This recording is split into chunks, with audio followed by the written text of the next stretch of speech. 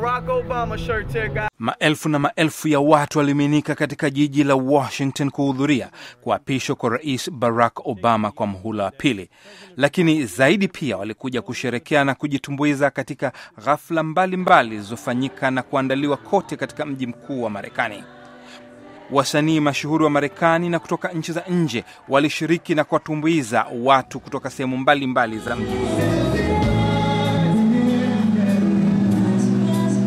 Ikiwa hamjamtambua, huyo ni Lira kutoka Afrika Kusini.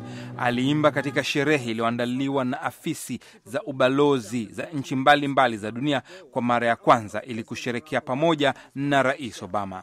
Ingawa rais hakuhudhuria tamasha hilo, Lira alimuimbia nyimbo maalum ambayo aliwahi kuimba mbele ya rais wa zamani Nelson Mandela wakati wa kuadhimisha miaka 92 ya kuzaliwa kwake, Something Inside So Strong.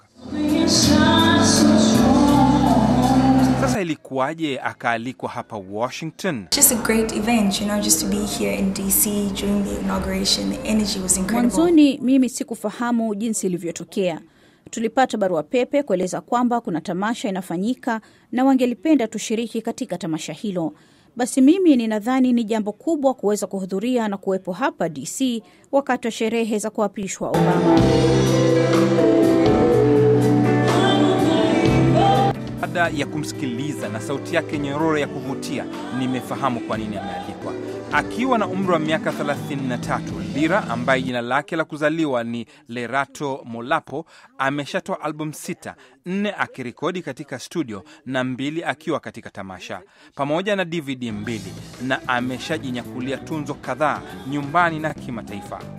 Lira anasema muziki wake ambao ye mwenyewe huandika na kutunga kwa lugha 4 tofauti za Kiafrika Kusini pamoja na Kiingereza ni wa mitindo anaoeleza kuwa ni Afro Soul. Because it is soulful, I've learned from borrowed little elements from jazz, from R&B. Kwa vile ni mtindo wa soul zaidi, hata hivyo ninachanganya na jazz na R&B. Kwa sababu hiyo ni midundo niliyokulia nayo, na mdundo wa Afro bila shaka unatokana na asili yangu na lugha ya Kiafrika. Anasifu muziki wake kutokana na kupenda kusikiliza wanamuziki wa Marekani na wala si wanamuziki wa mdundo wa kutoka anakotoka Afrika Kusini kama vile Hugh Masekela au Miriam Makeba. South African music was banned growing up. A lot of our icons were banned. So I didn't grow up. Muziki wa Afrika Kusini ulikuwa umepigwa marufuku nilipokuwa ninakuwa. Kwa hivyo sikuwa ninamsikiliza Miriam kwa mfano hadi baadaye. Kwa hivyo nyimbo nyingi tulokuwa tunasikiliza ni wakina Stevie Wonder, Aretha Franklin na wengineo. Akiwa tayari ni mashuhuri Afrika Kusini, Lira hivi sasa anasema yuko tayari kushuka kwenye jukwaa la kimataifa. Tayari hapa Marekani ameshaitembelea mwaka 2011 akifanya ziara majimbo 5 mbele ya maelfu ya mashabiki. Anasema anawakilisha vijana wa Afrika Kusini ambao wananufaika na mipaka iliyofunguliwa ambayo hapo awali ilikuwa imebanwa au kufungwa kabisa.